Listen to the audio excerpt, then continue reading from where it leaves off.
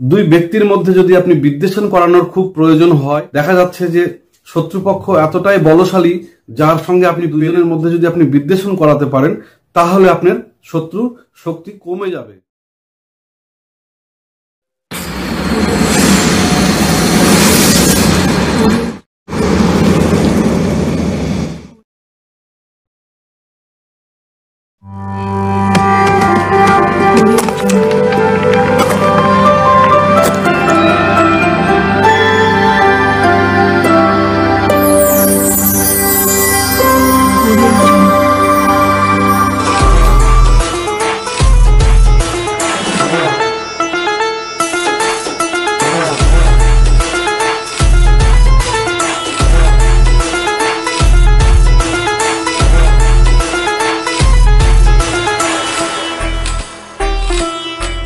নমস্কার, আমি জ্যোতিষ ও তন্ত্রোক্ত শিব সাধক ও অঘোর সাধক আচার্য শ্রী শেখর শাস্ত্রী আমার ফিউচার গাইডলাইন চ্যানেলের সময় সৌভাগ্য অনুষ্ঠানে আপনাদের সকলকে জানাই স্বাগতম। আজকে একটি বিশেষ উপাচার নিয়ে আপনাদের সামনে এসেছি। সেটি হলো, দুই ব্যক্তির মধ্যে যদি আপনি বিদ্বেষণ করানোর খুব প্রয়োজন হয়, দেখা যাচ্ছে যে শত্রুপক্ষ এতটাই বলশালী যার সঙ্গে আপনি পেরে উঠছেন না বা এতটাই শত্রুতা আপনার সঙ্গে করছে যে তার জন্য আপনি জীবন অতিষ্ঠ হয়ে যাচ্ছে, সেক্ষেত্রে দেখা যাচ্ছে যে দুজনের মধ্যে যদি আপনি বিদ্বেষণ করাতে পারেন তাহলে আপনার শত্রু শক্তি কমে যাবে। সেক্ষেত্রে হয়তো আপনার জীবনযাত্রা আবার পূর্বের ন্যায় হয়ে যাবে। তখন আপনি এই প্রয়োগটি করতে পারবেন। তো কি করতে হবে সেটি মনোযোগ দিয়ে শুনুন বলছি।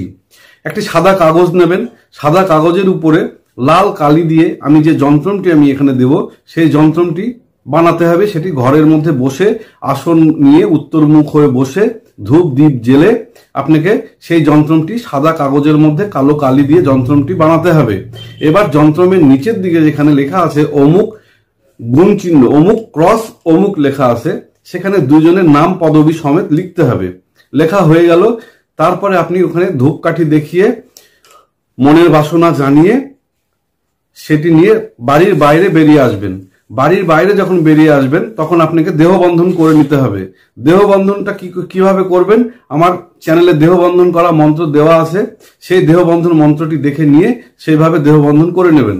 দেহবন্ধন করে তারপরে সেই কাগজটি নিয়ে আপনি শ্মশানে যাবেন। শ্মশানে গিয়ে শ্মশানের কোনো কবর থেকে একটু মাটি তার মধ্যে তুলে নিয়ে, শ্মশানের মাটি তুলে নিলেন, তুলে নিয়ে মাটির মধ্যে মুড়িয়ে নিলেন, মুড়িয়ে নিয়ে সেই শ্মশানের যে কবর সেই কবরের সেখানেই গুজে দেবেন। দিয়ে উপরে ছোট্ট একটি পাথর বা কোনো একটা টুকরা, ছোট্ট পাথরের টুকরা তার উপরে রেখে দেবেন।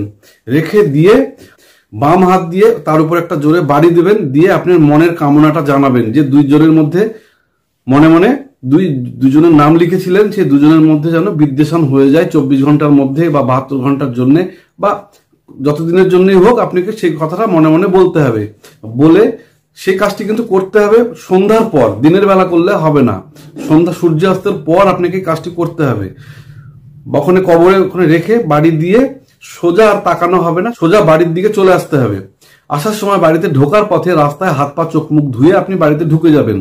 তারপরে দেখবেন আস্তে আস্তে দেখবেন দুই ব্যক্তির মধ্যে যে দুই ব্যক্তির নাম আপনি লিখেছিলেন, যেখানে অমুক ক্রস অমুক লিখেছিলেন, সেইখানে যে দুজনের নাম লিখেছিলেন তাদের মধ্যে দেখবেন আস্তে আস্তে সম্পর্কের অবনতি ঘটছে। কোনো না কোনো ঘটনাকে কেন্দ্র করে দুজনের মধ্যে একটা বিভাজন তৈরি হয়ে যাচ্ছে। তার ফলে দেখবেন তাদের মধ্যে শত্রুতা তৈরি হয়ে দুজন আলাদা হয়ে যাবে। তখন আপনার জীবনযাত্রাটা স্বাভাবিক হয়ে যাবে। তখন আপনার সঙ্গে তারা আর নতুন করে অত্যাচার বা কোনো খারাপ ব্যবহার এগুলো করার শক্তি বা কোনো সাহস কোনোটাই পাবে না। তো এই কাজটি করে যদি আপনার উপকার হয় তাহলে আপনার বন্ধু বান্ধব আত্মীয় স্বজন শুভাকাঙ্ক্ষী প্রত্যেকের মধ্যে ভিডিওটা শেয়ার করে দেবেন, যাতে যাদের এই ধরনের সমস্যা আছে তারা নিজেদের সমস্যা নিজেরাই সমাধান করতে পারবে। কোনো জ্যোতিষী, তান্ত্রিক, কবিরাজ, অ্যাস্ট্রোলজার কারো কাছে গিয়ে সময় বা পয়সা কোনোটাই নষ্ট করতে হবে না। আর এই তথ্যটি আমার নিজস্ব কোনো ব্যক্তিগত মতামত নয়, সম্পূর্ণটাই আমার গুরুদেবদের কাছ থেকে পাওয়া তথ্যের ভিত্তিতে আমি আপনাদের সামনে উপস্থাপন করলাম।